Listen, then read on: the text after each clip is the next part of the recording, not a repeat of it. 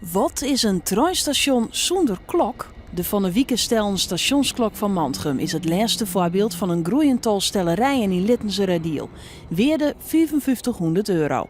Maar ook de vernieling zwaargt het nog wel voor een paar duizend euro aan skeer.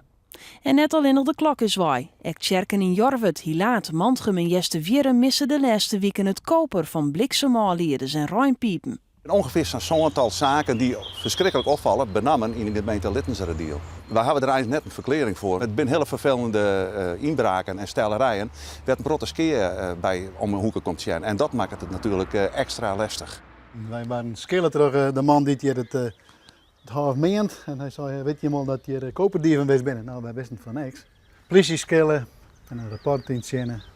Ja, jij er waarschijnlijk niks van. Nou, maar het berekenen dat de braakkosten die €500 en de opbrengst is misschien €10.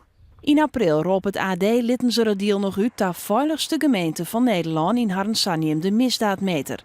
Nevens dorpsbewoners volslaan te ruchten. Alles dit buizen jippen. Het is wel eens net goed, zoals mijn tweelingzuster dan. Want die werkt in Grains. Dus het alles maar op een jekker. Nou, ik doe het nooit. Het is naïef om te denken dat je altijd veilig bent. Dat heb ik een skofje wel wat hand, maar dat kan gewoon niet meer. Ik krijg eens nou voor het bootje hier hek de garage door op slot in. Dat doe ik anders nooit. Ja, het is een beetje angstig.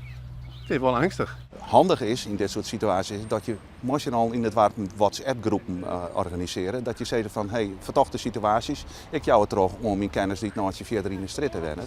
En vervolgens wel iedereen twaar bij. Maar zo kun je emotioneel opletten. Want wat wij willen natuurlijk, dat de gemeente Littense de veiligste gemeente van Nederland wordt.